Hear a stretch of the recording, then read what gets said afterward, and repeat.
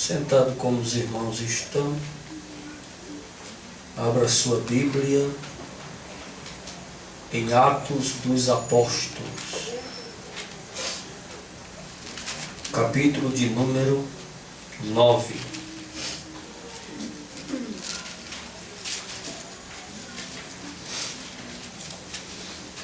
Nós estamos estudando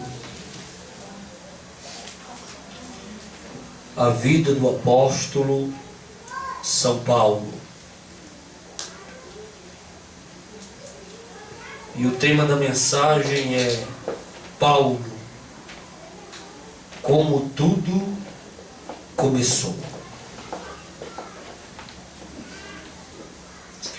Atos dos Apóstolos, capítulo de número 9.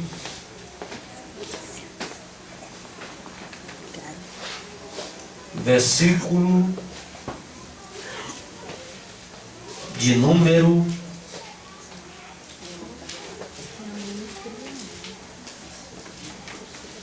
1. Saulo, porém, respirando ainda ameaças e mortes contra os discípulos do Senhor, dirigiu-se ao sumo sacerdote e pediu-lhe cartas para Damasco, para as sinagogas, a fim de que, caso encontrasse alguns do caminho, quer homens, quer mulheres, os conduzissem presos a Jerusalém. O apóstolo São Paulo, ele se converteu, mas antes de se converter, ele causou grandes prejuízos à igreja do Senhor. E eu quero retificar aqui sobre as características do apóstolo São Paulo, que no culto passado eu falei que ele tinha 1,63 m de altura. Na realidade, o apóstolo São Paulo, ele tinha 1,37 m de altura. Ele era pequeno, talvez por isto fosse chamado de Paulo.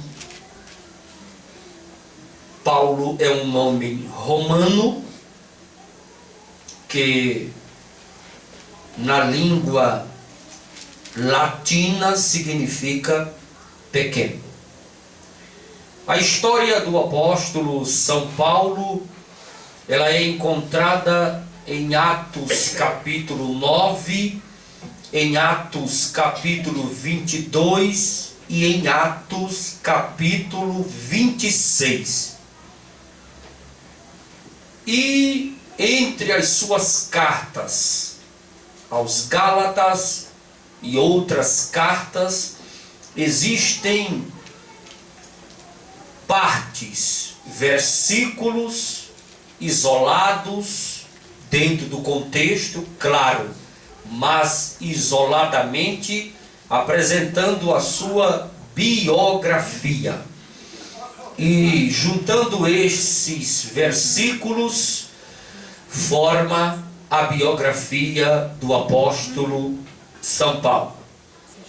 Em 2 de Pedro, capítulo de número 3, versículo de número 15, nós encontramos algo interessante. O apóstolo Pedro reconhece, depois de velho, a sabedoria superior de uma difícil interpretação do nosso amado irmão Paulo. Então, encontramos na história de Paulo, na história de Pedro, às vezes, alguma discrepância de entendimento entre Paulo e Pedro. Paulo, em um certo momento da sua vida ministerial, ele teve que resistir o apóstolo São Pedro, e em debates, em convenções acerca de assuntos da igreja, Paulo era o apóstolo dos gentios e Pedro o apóstolo da circuncisão. Mas lá na frente, quando Pedro já está velho, já está cansado, ele reconhece a sabedoria superior de uma difícil interpretação do nosso amado irmão Paulo. 2 de Pedro 3:15. Principal cidade da Cilícia era Tasso. Ali tinha a cultura grega, ali também tinha a cultura romana, e era o centro da filosofia estoica. E ali os filósofos pregavam as suas doutrinas nos mercados, nas praças de Tasso. Tasso era uma cidade muito desenvolvida, existia uma cultura acadêmica muito alta, forte, e ali nasceu o apóstolo São Paulo. Saulo também era um filósofo, ele tinha uma retórica invejável, conhecia bastante a matemática da época e era um doutor na religião judaica. Saulo conhecia o grego, o hebraico, o aramaico e o latim. E alguns estudiosos dizem que o apóstolo São Paulo falava ainda outros idiomas. Ele tinha uma facilidade grande de absorver, de aprender outros idiomas. O nome Saulo foi em honra ao primeiro rei de Israel, Saul. Quando você vê o nome Saul, está em hebraico, de origem hebraica. Quando você vê o nome Saulo, é como se fosse transliterado para o grego. De Saul originou o nome Saulo. Paulo deriva do latim, que significa pequeno. Eu não sei se esse nome Paulo, derivado do latim, significando pequeno, seja pela sua estatura de 1,60 m, de 1,37 m de altura, de 1,37 m. Eu não sei, mas que Paulo deriva do latim, significa pequeno. Saulo nasceu na primeira década do século I. Ele era mais ou menos da idade do Senhor Jesus. Isso calculando o apedrejamento de Estevão, que foi cerca de 32 depois de Cristo. Nesse acontecimento, Saulo era ainda um jovem. E vale ressaltar que quando Jesus tinha 24 anos de idade, Saulo tinha 14. Quando Jesus tinha 24 anos de idade e estava com arrimo de família, cuidando de Maria e dos outros seus irmãos, porque a história diz que José, o pai adotivo de Jesus, ele foi buscar madeira. E nessa viagem em busca de madeira, ele faleceu. Jesus começou a tomar conta da casa como primogênito. Ele aprendeu a profissão do pai José, como o judeu faz, ensina ao filho a profissão do pai. Do avô, o filho, o neto, é uma só profissão. O judeu tem muito cuidado nisso, para que o filho não vire vagabundo, nem se torne ladrão. E o judeu costuma ensinar que aquele que não trabalha, ele não deve comer. É a doutrina judaica. E Jesus começou a trabalhar na carpintaria, cuidando da sua mãe e cuidando dos seus irmãos e das suas irmãs, como diz a Bíblia. E José já era morto, Maria era viúva. Jesus começou a exercer a sua profissão de carpinteiro. Quando Jesus tinha 24 anos de idade e estava trabalhando na carpintaria, construindo mesa, construindo cadeiras, construindo móveis, Paulo estava com 14 anos de idade. Ele saiu de Tarso e veio enviado pelos seus pais para estudar na Universidade Federal de Jerusalém. A Universidade Federal de Jerusalém, que ensinava teologia com especialização nos 613 preceitos mosaicos. Ali Paulo entrou. O reitor dali era o doutor Gamaliel, que era justamente da família de Hilel, um dos maiores famosos, um dos maiores nomes do rabinato de Jerusalém era Hilel. E Paulo adentrou a faculdade teológica com 14 anos. Jesus estava na carpintaria com 24 anos. Jesus estava no anonimato, Jesus não era conhecido, e Paulo também estava no anonimato nesta época, porque ninguém o conhecia. Quando o apóstolo São Paulo, depois de 10 anos, ele sai da Universidade de Jerusalém com o canudo na mão, o anel no dedo, formado em doutor, mestre da religião judaica pela Universidade Federal de Jerusalém, aprendendo aos pés de Gamaliel, na época que se realiza a colação de grau do apóstolo São Paulo, Jesus estava sendo assunto aos céus.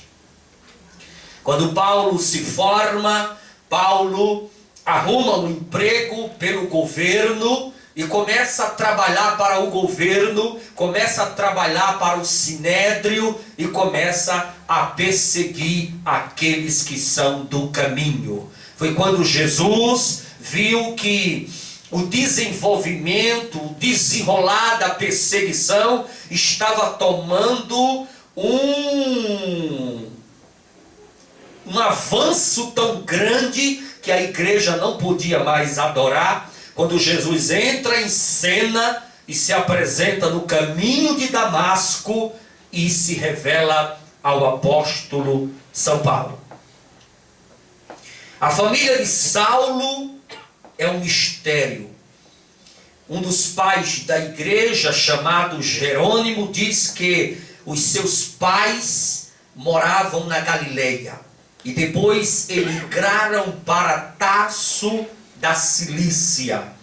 A todos os moradores de Tarso foi concedida a cidadania romana.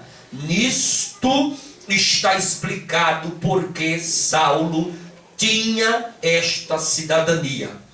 A cidade de Tarso, ela recebeu o título de cidade livre. E a cidade de Tarso, ela teve um desenvolvimento político, econômico e cultural avassalador. E por causa deste desenvolvimento, desse crescimento, é que a cidade de Tarso recebeu do Império Romano o título de cidade livre. E com isto, todos que residiam em Tarso receberam o título de cidadão romano. Paulo recebeu o título de cidadão romano porque ele morava em Tarso, ele nasceu em Tarso da Cilícia. Ele também tinha a cidadania israelita. Paulo tinha duas cidadanias: a cidadania de romano e a cidadania de israelita. Atos capítulo de número 23, versículo 16.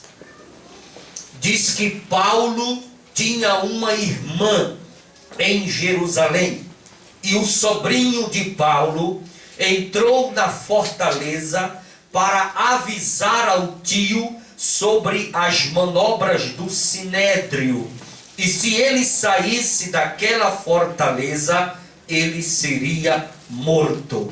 Então nós encontramos um parente da família de Saulo. Atos 23 e 16. Ali fala sobre a sua irmã e sobre o seu sobrinho. Paulo era da tribo de Benjamim. Veja que isto aqui é tremendo. Paulo era da tribo de Benjamim. E vale ressaltar a profecia de Jacó para a tribo de Benjamim. Se os irmãos abrirem a Bíblia em Gênesis, capítulo de número 49, e o versículo de número 27, você vai encontrar as características do apóstolo São Paulo. O porquê Paulo era tão bravo.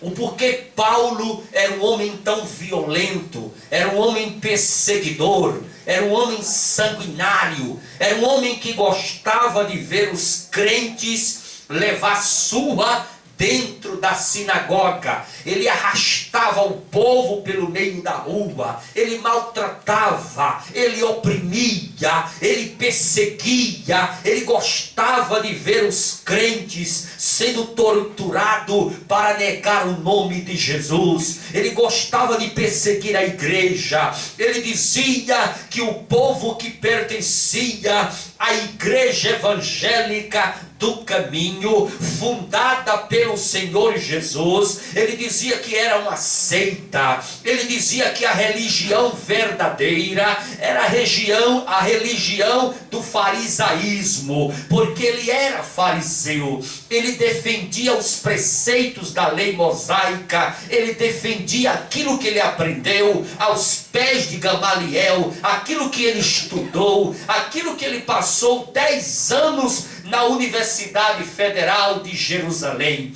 Ele defendia aquilo que era a religião dos seus pais. Ele perseguia os crentes, ele maltratava os crentes, ele batia nos crentes, ele prendia os crentes. Ele era um homem sanguinário e violento, mas isto está na profecia, isso está no sangue da tribo, o sangue da tribo de Benjamim. Gênesis capítulo 49, versículo 27, Jacó profetizou a tribo de Benjamim, dizendo: Benjamim, lobo que despedaça, pela manhã devora a presa, e à tarde reparte o seu despojo. Verdadeiramente, Saulo era um lobo que gostava de despedaçar aqueles que pertenciam ao caminho. Ele era um homem tão violento que no caminho de Damasco, ele andando no seu cavalo, certamente ele não estava a pé, porque era uma viagem muito longa. Ele estava de cavalo com certeza, ele não estava de jumento, porque jumento era para as pessoas pobres, humildes. Ele estava a serviço do sinédrio, ele era um homem do alto escalão, ele era um homem formado, ele era um doutor, ele era um mestre, ele era um homem da alta cúpula, ele tinha nas suas mãos uma procuração do sumo sacerdote, ele era um homem da alta sociedade, ele certamente estava a cavalo. Os seus soldados, a sua guarda, eu não sei se a cavalo ou a pé, mas ele no caminho de Damasco, quando Jesus resolveu falar com ele, ter um encontro com ele, a primeira coisa que Jesus decidiu foi torná-lo cego, tirar a sua visão. Jesus apareceu não sozinho. Eu tenho certeza que Jesus veio com uma comitiva de anjos. E quando se apresentou para ele ao meio-dia, aquela luz brilhosa, radiante, mais brilhosa do que o sol do meio-dia, e ele, quando viu aquela visão, ele caiu cego, perdeu a visão, ouviu a voz que falava com ele. Os seus soldados ouviram barulhos, mas não entenderam. Existe um grande mistério aí. Quando Jesus quer falar alguma coisa particular com a igreja, ou com um só crente dentro da igreja, ele fala de maneira diferente. Ele fala por senha, ele fala por código, ele fala de uma maneira diferente. Vale ressaltar que os soldados que acompanhavam o apóstolo São Paulo naquela missão, eles eram romanos. E se eram romanos, conhecia o latim. E se conhecia o latim, muito pouco conhecia o grego. Talvez conhecesse, talvez fosse bilíngue, mas só existia um homem ali que era poliglota, que falava aramaico, que falava grego, que falava hebraico, que falava latim e talvez outros idiomas. Quando Jesus se referiu ao apóstolo São Paulo, falando com ele no caminho de Damasco, ele disse: Saulo, Saulo, por que me persegues? Jesus estava falando numa língua que ele entendia, mas que os soldados não entenderam. O recado era individual, a mensagem era particular, a mensagem era uma mensagem off. Jesus estava falando com ele. Diz em Atos dos Apóstolos que Jesus falou com ele em hebraico, na língua israelita, na língua para ele entender. A Bíblia diz que os soldados ouviram, viram, mas não entenderam. Quando Jesus tem um mistério com a igreja, Jesus fala em código, em senha, de uma maneira diferente, que você entende e o vizinho de banco não compreende, porque o Senhor sabe a hora certa, a maneira exata que Ele quer falar com você. Ele sabe se a pessoa do teu lado pode ouvir ou não. Assim é o Senhor Jesus, o glorioso, eterno, supremo, vivo, verdadeiro, que abençoa a sua igreja, que dá vida para a igreja e que está aqui presente nesta noite. O sumo sacerdote que deu a carta a Paulo foi Caifás, o genro de Anás, o que crucificou a Jesus. Caifás era da igreja herética dos saduceus. Ele era saduceu. Ele era da igreja dos saduceus. O sumo sacerdote Caifás era a maior autoridade religiosa da nação. O sumo sacerdote era vitalício. Todavia, os romanos aqui e ali mudavam o sumo sacerdote, porque Roma mandava em tudo na época. Se o sumo sacerdote não falasse a linguagem de Roma, ele perdia o cargo. Mas o cargo era vitalício. E foi Caifás que deu a procuração na mão de Saulo, dizendo: persiga esses crentes, mate, feche as portas destas igrejas, assole este povo, porque essa religião não pode permanecer.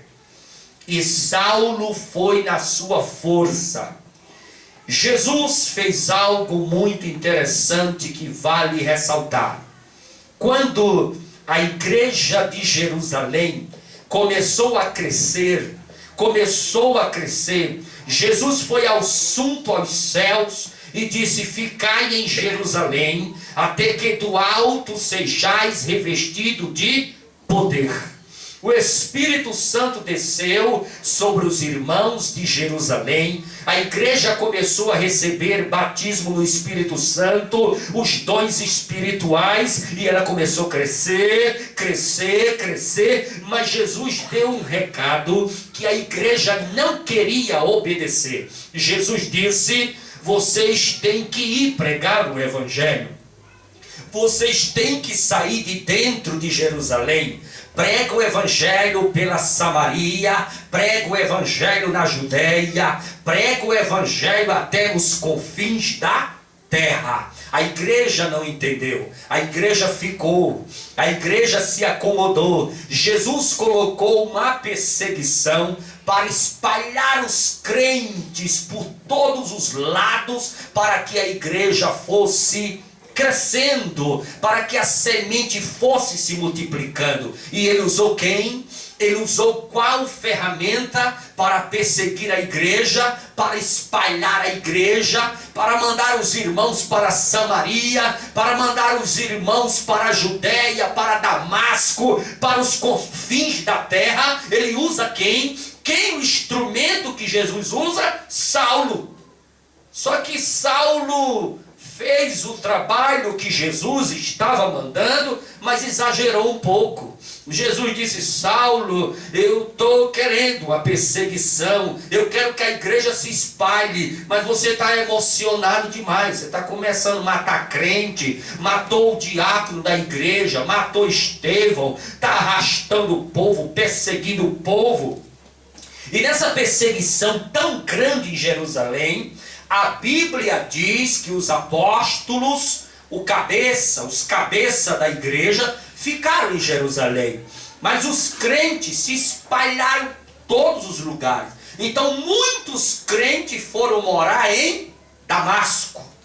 E a igreja de Damasco estava crescendo. Mas a igreja de Damasco estava em paz, estava em alegria. Os irmãos saíam de Jerusalém, colocava toda a mudança, as malas, a mulher e o menino em cima do jumento, partia para Damasco e ia adorar o Senhor em Damasco, porque em Jerusalém Saulo oprimia e perseguia. E quando chega em Damasco, a igreja explode, cresce, e isso cai notícia sobre Saulo. Alguém chega para ele e fala: rapaz, você está aqui perseguindo a igreja em Jerusalém, mas lá em Damasco eles estão fazendo culto no meio da rua, está havendo vigília, estão fazendo cruzadas, estão crescendo, estão se multiplicando, tem círculo de oração, tem campanha, tem vigília, tem profecia, eles estão pegando fogo lá em Damasco.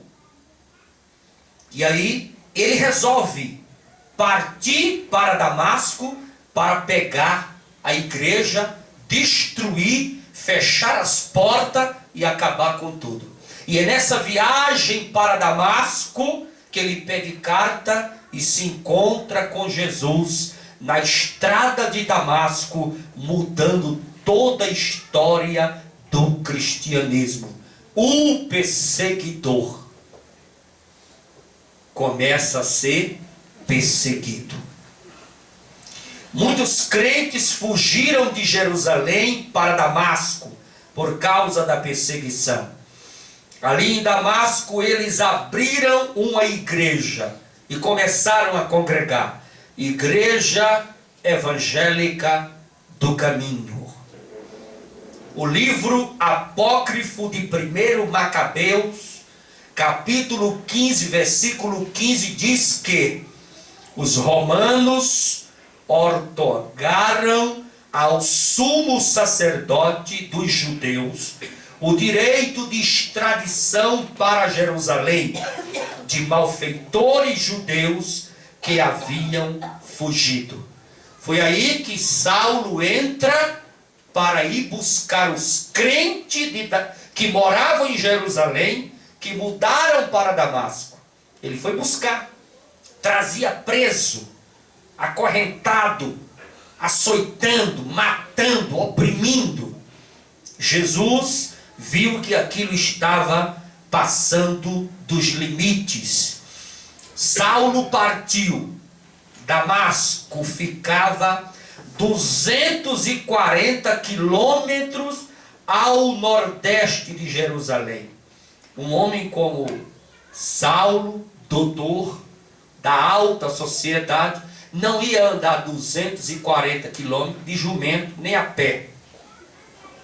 Com certeza era a cavalo. Ele não estava de camelo. Se ele leva uma queda da altura do camelo, na hora que ele viu a visão da altura do camelo, se ele leva a queda, ele quebra todos os ossos. Ele estava a cavalo. Damasco era tão antigo que Abraão a conheceu. Gênesis capítulo de número 15, versículo 2. O mordomo fiel de Abraão chamava-se Eliezer, o Damasceno. Damasco, nos dias de Paulo, era conhecida como uma cidade cristã. Nos dias de Nero, Damasco tinha tanto crente, a igreja cresceu tanto em Damasco, que nos dias de Nero chegou a executar na cidade de Damasco 10.000 judeus. Ele chegou a matar. Existe uma cidade aqui do Goiás chamada Anápolis, que há alguns anos atrás, não sei se a informação é verdadeira ou falsa, mas dizem que lá 80 a 90% da população daquele lugar são crentes. Assim era Damasco, igreja evangélica do caminho. E Atos apresenta esse termo caminho 6 vezes. A igreja de Jesus, ela tinha o nome Igreja Evangélica do Caminho, porque ele mesmo disse: eu sou o caminho, eu sou o caminho. Em 1 Coríntios, capítulo 9, versículo 1, Paulo se declara apóstolo. Paulo afirma que viu ao Senhor Jesus. Em Atos capítulo 1, versículo 15 ao 23, o apóstolo da circuncisão, Pedro, em uma convenção extraordinária da igreja primitiva do primeiro século, ele dá os requisitos para ser um apóstolo. Para ser um apóstolo, precisava-se andar com Jesus. Paulo não andou com Jesus, mas para ser um apóstolo, Pedro disse que precisava também ter visto o Senhor ressurreto. E Paulo viu o Senhor ressurreto. Quando Paulo teve a visão no caminho de Damasco, ele encontrou a Jesus quase ressurreto. Eu já acabei de dizer que quando Paulo completou 24 anos de idade e levantou o canudo, recebendo a colação de grau da formatura de doutor em teologia na Faculdade Federal de Jerusalém, aprendendo aos pés de Gamaliel, naquele dia da sua festa de colação de grau, Jesus estava sendo assunto aos céus. E pouco depois das perseguições que ele começou a fazer, Jesus se apresenta ainda quase ressurreto ao apóstolo São Paulo, dizendo para ele: por que me persegues? Por que você persegue a minha igreja, a minha amada? 1 aos Coríntios capítulo 15, versículo 8. Por último, apareceu a mim. Quem apareceu a ele? Jesus. E ele diz: como um abortivo. Paulo recebeu o título de apóstolo como um aborto, fora do tempo, antes do tempo, mas se tornou apóstolo do Senhor. Ele viu o Senhor Jesus ressurreto. Duro será para ti, Paulo, boi bravo, da coice contra esse ferrão, recalcitrar contra os meus aguilhões. Duro será para você dar coice com a minha chamada na tua vida. Tem crente que é chamado e fica dando coice, igual Paulo, né? Jesus chama ele para louvar, fica dando coice. Jesus chama ela para pregar, fica dando coice. Jesus chama o crente para fazer a obra, fica dando coice. Eu não quero fazer, não é assim que eu vou fazer, eu não vou fazer porque eu não tenho tempo, porque eu não trabalho de graça para a igreja, porque eu não trabalho de graça para pastor, porque eu não vou fazer. Fica dando coice, Paulo. Fica dando coice. Quanto mais você der coice contra os aguilhões, mais você vai ficar ferido, mais você vai sangrar, mais você vai sofrer, mais você vai ficar aí retido, as portas se fecham, o caminho fica espinhoso, você cai no vale, você cai no sofrimento. Para de dar coice, para de reclamar, para de gemer, para de dizer que não faz. Faz a obra de Deus. Ela precisa de você, ela precisa da sua mente, da sua inteligência, da sua sabedoria, da sua força, do seu carinho, do seu amor. Para de dar coice, Saulo de Tarso. Existe muito Saulo de Tarso dentro da igreja, muitos que não querem fazer de jeito nenhum, e Jesus quebra no meio, quebrando. Jesus disse: eu vou te quebrar, Saulo, eu vou ensinar para você como é que respeita a crente e como é que respeita a minha igreja. Mas deu uma queda nele do cavalo. Eu imagino os cangalhos que foi. Ele vem lá, naquela velocidade, babando pelo canto da boca, com papel na mão. Eu vou chegar lá naqueles crentes de Damasco e vou quebrar tudo no cacete.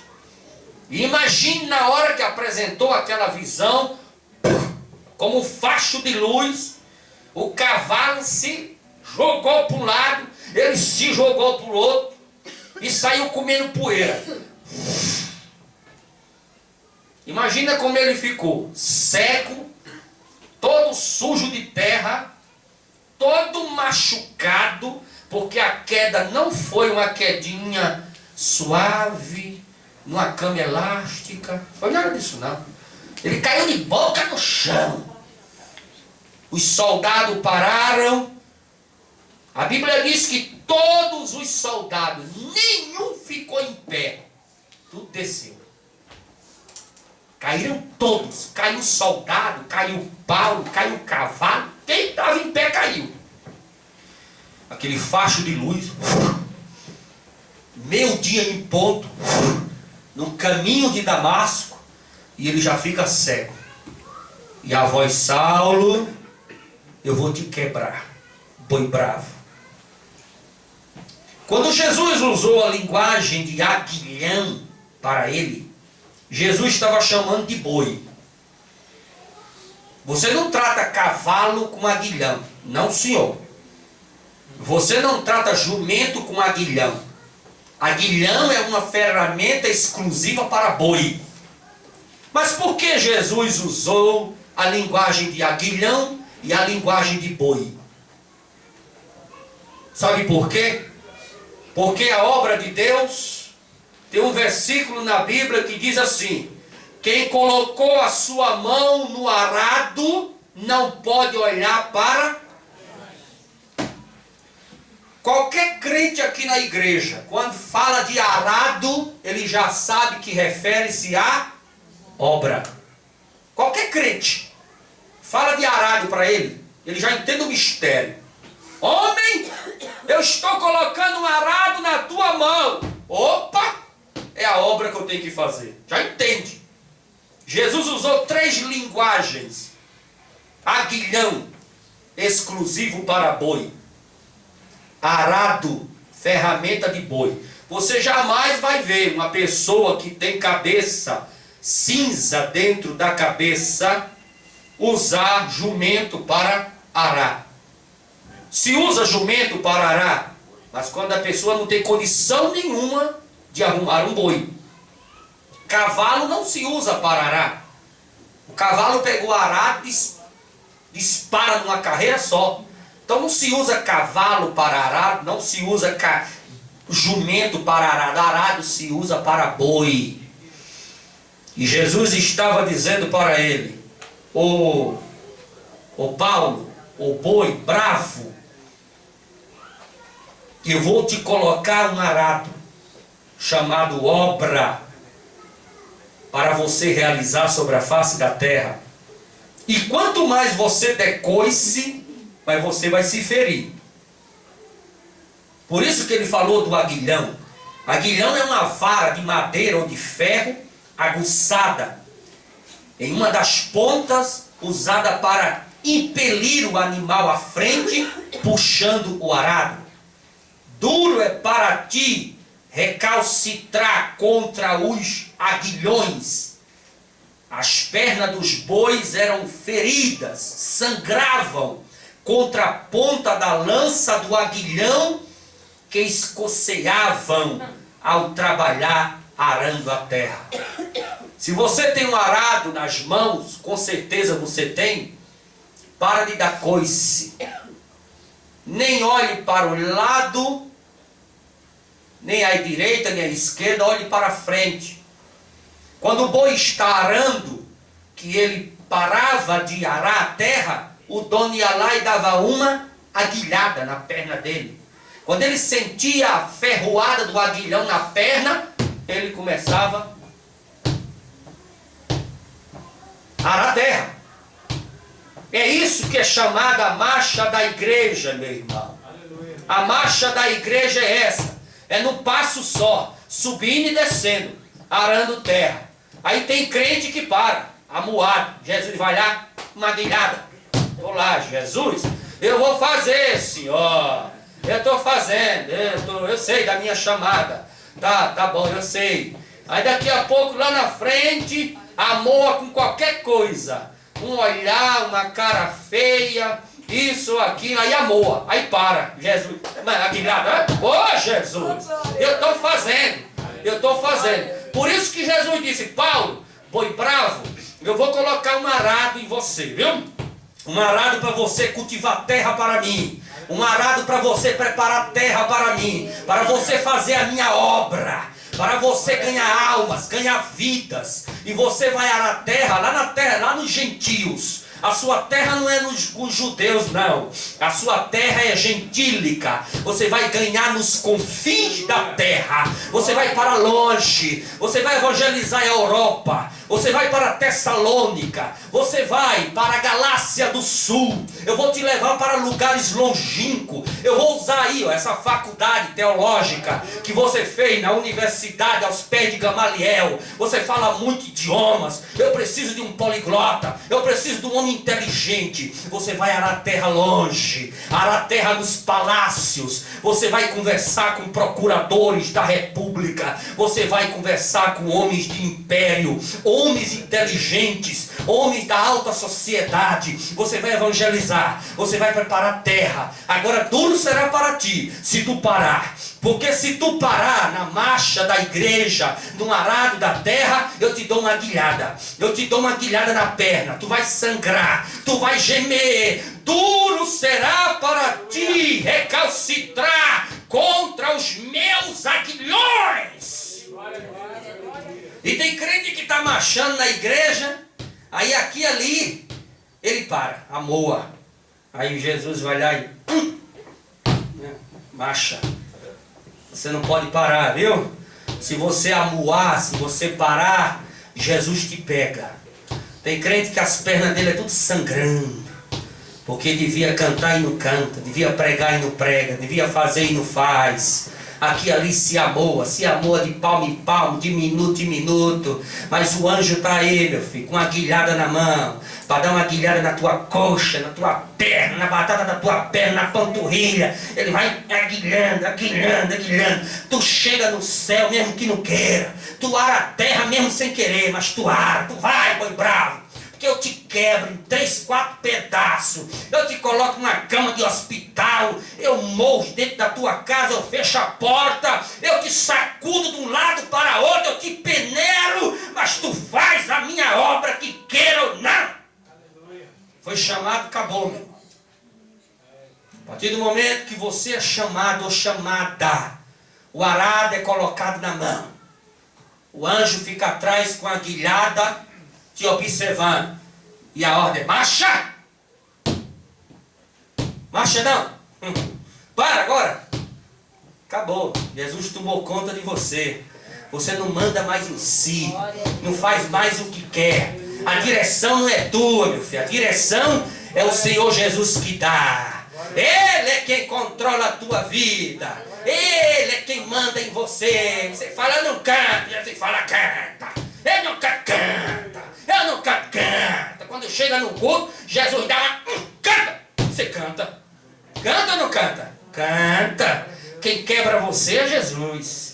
Quem amacia você é Jesus. Do mesmo jeito que o Senhor aqui prometeu colocar um aguilhão na vida de Paulo, coloca na nossa vida também. Às vezes tem coisa que eu falo, eu não faço. Eu quero ver eu fazer. E eu saio de casa decidido. Chega aqui, Jesus fala, você faz. Você faz porque a obra é minha. Quem manda sou eu. Quem manda em você sou eu. E eu dou uma aguilhada na sua coxa, com sangue desce, você faz. Dá fé, olha que eu faço. Eu faço. Onde está que eu faço? Eu faço esse, faço outro, faço mais. Isso o Senhor é quem manda. Então é bom fazer. É bom fazer. Os guardas de Saulo não ouviram a voz. Atos 26 e 14. Atos 26 e 14. Todos caíram por terra. Todos. Eles ouviram barulho, porque poliglota ali era só o Saulo. Jesus falou com Saulo em hebraico. Atos 26 e 14. Ou aramaico. Os soldados falavam grego ou latim. Olha o mistério de Deus. Deus fala com você a linguagem que você entende. Deus fala com você a linguagem que você entende. A linguagem que você compreende. Deus fala com você. Às vezes Deus está falando com alguém do nosso lado, não estamos entendendo nada, mas ele ou ela está entendendo, porque a linguagem que o Senhor usa é a linguagem que você entende. Paulo ficou cego. Quando viu a glória de Jesus com o séquito de anjos, uma glória tão resplandecente, tão forte, intensa que Paulo cegou. 3 dias sem ver, sem comer e sem beber. Aqui Paulo teve visões. Será que nesses 3 dias que ele ficou sem comer, sem beber e sem ver, será que foi aqui que ele foi ao 3º céu? Ou ainda era muito cedo para ele conhecer os segredos celestiais? Ou será que nesses 3 dias, sem ver, sem comer, sem beber, ele esteve no ventre do inferno, sofrendo terrores de Deus por causa dos seus pecados? No ventre do inferno, como o profeta Jonas ficou no ventre do grande peixe. Não se sabe. Tudo isso são mistérios, mas podemos imaginar ou pensar. Alguma coisa Paulo viu, alguma coisa Paulo sentiu, alguma coisa Paulo contemplou, porque ele ficou orando, aguardando a visita de um crente de banco, sem nome, sem título, chamado Ananias. Ananias era um crente comum, sem nome, sem cargo, sem título, um crente de banco. Foi usado para uma obra tão especial: orar pelo apóstolo São Paulo. Porque Jesus escolheu Ananias? Por que será que ele escolheu Ananias? Por que Jesus não escolheu um dos apóstolos? Por que Jesus não escolheu um dos líderes da igreja daqueles dias? Ele queria um crente anônimo, de banco, para saberes que a obra de Deus é feita também com gente simples, sem nome e sem título. E vale ressaltar que esse Ananias, que foi orar pelo apóstolo São Paulo, não é o marido de Safira.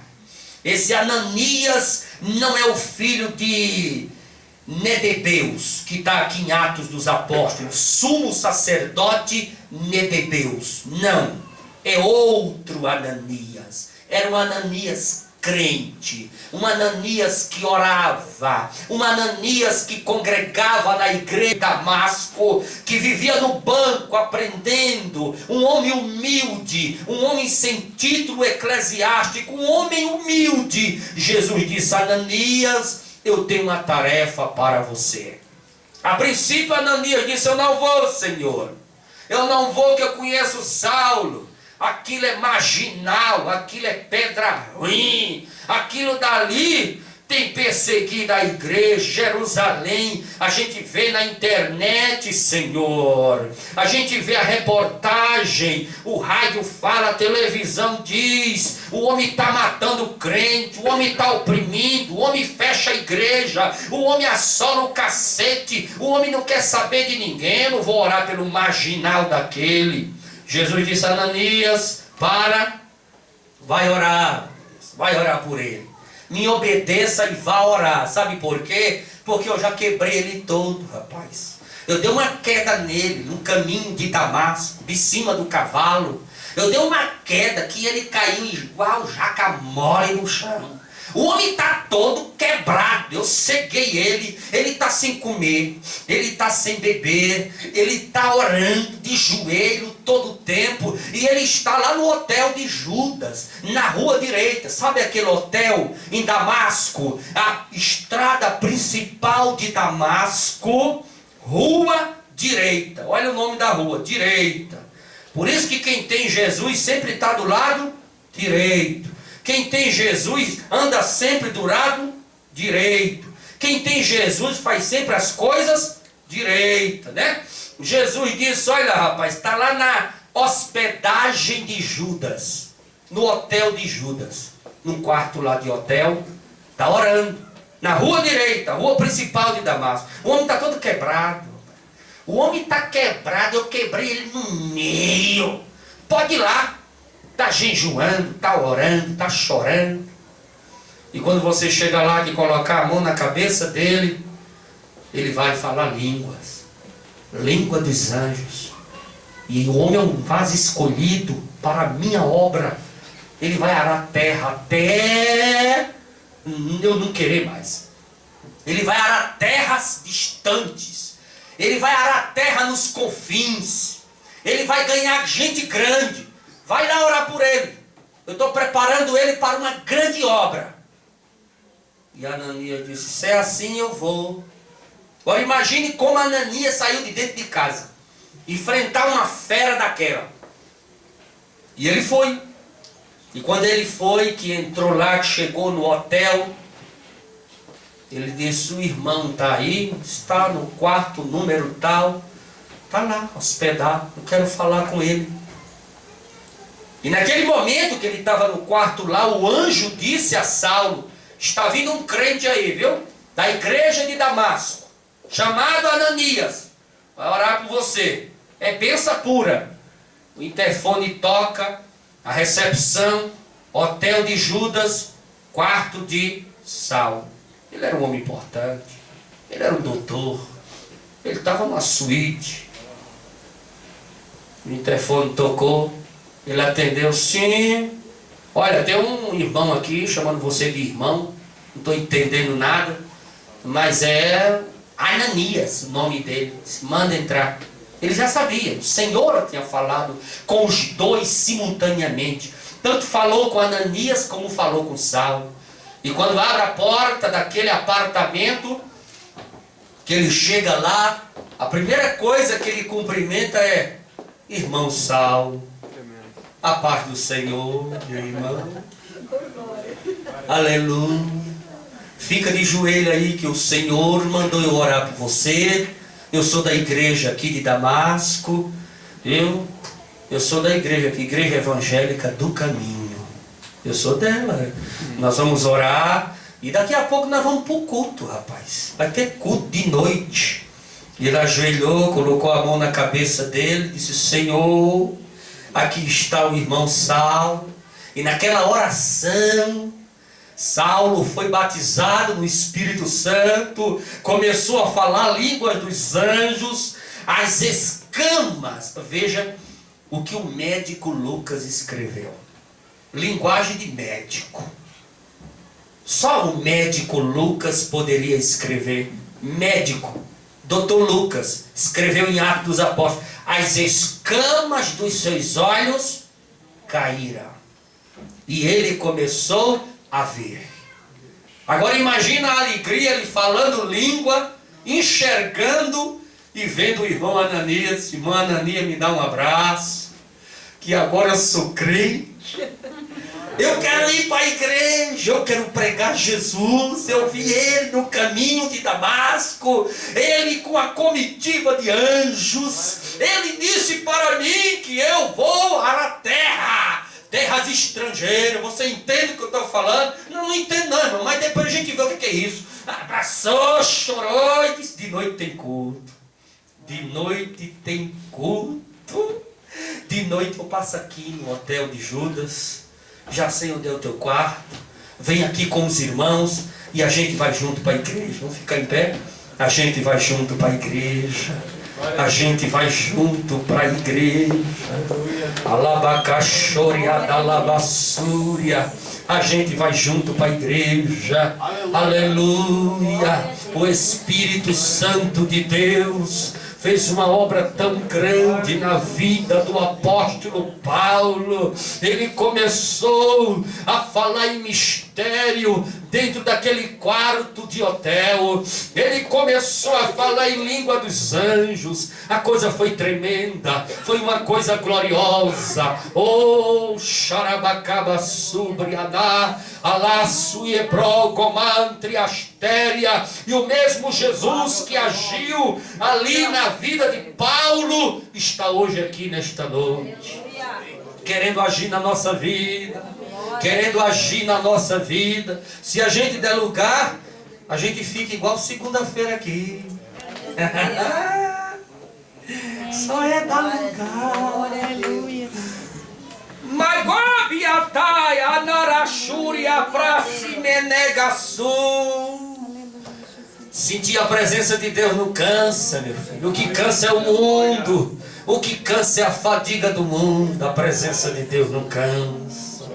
Se você der lugar, a gente fica aqui no mistério de Deus, sentindo o mistério de Deus. Procure alguém neste momento para orar por ele ou orar por ela. Vamos orar, vamos fazer uma oração. Ainda falta Alagoaxuri aflasse minério. Procura alguém. Sai do seu lugar e procure alguém. Glória a Jesus. Procura alguém. Sai do teu lugar. Procura alguém. Eu vou abençoar essa vida agora, neste momento. Eu vou declarar sobre esta vida o milagre de Deus. Louvado é o teu nome. Lá de Comantri, Anarabaxoria. Abençoe a vida de quem está do seu lado. Abençoe a vida de quem está do seu lado. Abençoe esta vida. Profetize sobre esta vida. Profetize sobre ela, dizendo: Jesus, eu abençoo meu irmão, eu abençoo a minha irmã. Eu declaro que a vitória dele vai acontecer hoje. Hoje de madrugada o anjo vai adentrar no teu quarto e vai deixar lá uma sentença assinada.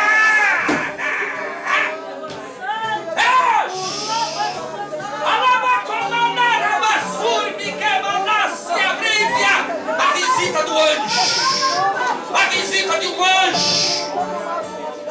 Hoje de 3 horas da manhã vai entrar um anjo na tua casa, um anjo mandado pelo Senhor. Esse anjo vai deixar um documento assinado para mudar a história da tua vida. É hoje a visita de um anjo. Diga: Jesus, eu quero essa visita. Eu quero esse ser celestial lá dentro da minha casa. Eu preciso dessa visita.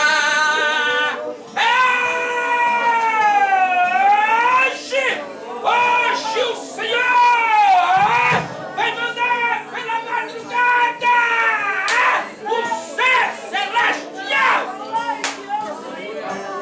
levando na beira da tua cama um documento assinado pelo Senhor Jeová. Esse documento vai mudar a história da tua vida.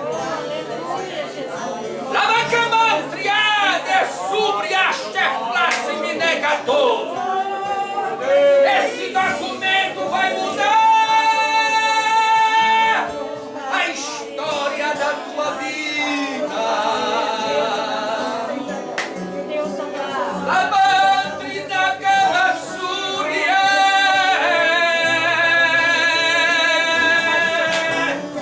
Lamante a comando comandar, se me negue a sua de procomandai. Aleluia! Meu Jesus!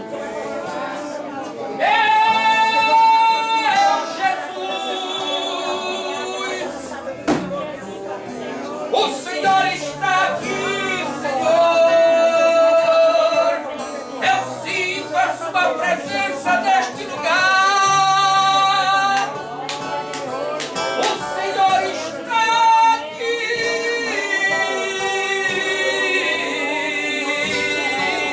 Aleluia. Choriadai. Amantri flassi no gachu.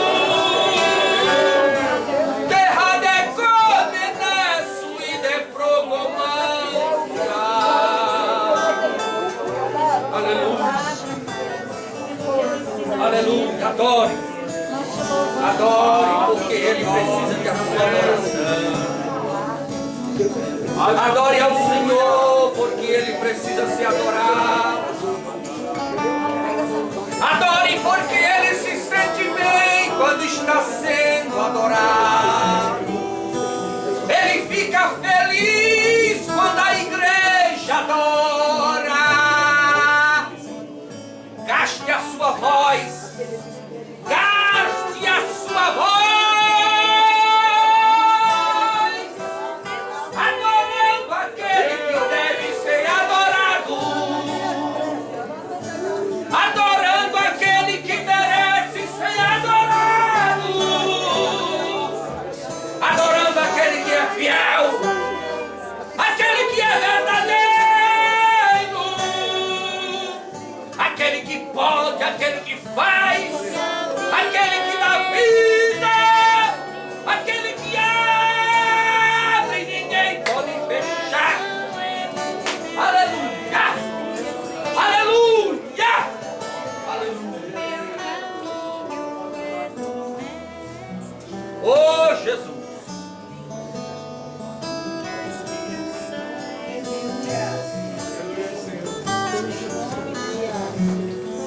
Aleluia! Jesus é fiel.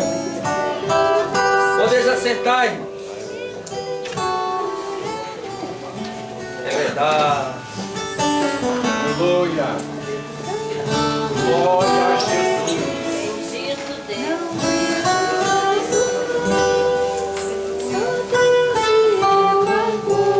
Ave o teu nome.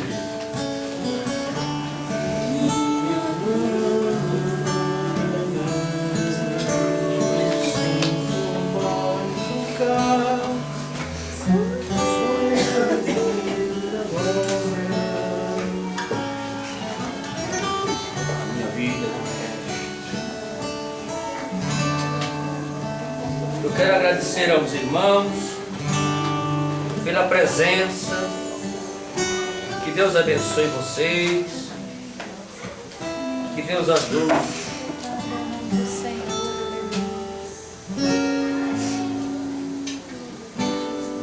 Pastora auxiliadora, o Senhor disse que vai te dar paz. Viu? Vai te dar paz. O Senhor vai tirar da sua vida essa agitação. Tem uma agitação na sua vida. Um corre de lá para cá, de cá para lá. Jesus vai tirar isso. Jesus vai colocar uma calmaria suave nos seus caminhos. Jesus vai te dar paz. Jesus vai acalmar os seus dias. Essa agitação, esse corre-corre, esse vai para lá e vem para cá, Jesus vai resolver. Tome posse que Jesus vai resolver. Jesus vai resolver. Jesus vai resolver. Jesus resolve, viu? Jesus resolve. Jesus resolve. Sábado pela manhã vai ter um culto aqui. Precisamos da presença da igreja. Sábado pela manhã. Tenho certeza que sábado pela manhã até os bancos vão falar em mistério com Deus. Então levante da cama. Ou então peça para o anjo dar uma guilhada em você. Ou então uma guilhada no seu intestino. Você vai direto para o banheiro, pega o sono e não dorme mais. Aquela desinteria bem forte. Quando você acordar aqui, despertar, aí a desinteria passa, você fala, é Deus dizendo que hoje na igreja tem consagração. Venha para a consagração. Sábado pela manhã. Porque quando a gente quer ficar em cima da cama, quer ficar em casa descansando, assistindo televisão, lá no sofazinho de bem bom, o anjo vai lá e dá uma guilhada em você. Que é para você vir para a igreja. A igreja precisa de você. A obra precisa de você. Ninguém ara a terra em casa, meu filho. Ninguém ara a terra em frente de televisão. Ninguém ara a terra em cima de uma cama. Ninguém ara a terra comendo pipoca nem tomando Coca-Cola, não, rapaz. Ara a terra na obra. E a obra precisa de você. Esse arado está novinho aí porque você não ara a terra. Jesus precisa colocar esse arado para trabalhar. Quando o arado do crente vai se desgastando e não tem mais nem aqueles ferros para enfiar na terra, trabalhou tanto que aqueles ferros que enfinha na terra já desgastou. Eu lembro que eu trabalhei numa usina, ela trabalhava muito com instrumento agrícola. O arado gastava tanto que aquelas pontas dele não existiam mais. Aí tinha que soldar novas pontas. Quando o teu tiver tudo gasto, Jesus te leva. E eu estou aqui para fazer um ato fúnebre bonito. Vai levando, meus irmãos. Que lá na frente, quando eu chegar lá, vai ter um bocado de conhecido. Dá um trabalho. Marielle, por esses dias, o Senhor estará assinando um documento ao seu favor. É lá, naquele lugar, viu? O Senhor vai assinar um documento ao seu favor. Você vai receber alguma coisa referente ao seu trabalho, referente à sua vida profissional. O Senhor, alabachoriagaço demantria, lepecomantria taço me deflecievia, está assinando um documento ao seu favor. Você vai agradecer a bênção aqui. É bênção, é vitória. Ele está assinando lá. Para você ficar alegre, ficar feliz. O seu coração vai alegrar. Porque outros têm, você não tem. Jesus vai dar. Está dando hoje. Tome posse. Tome posse.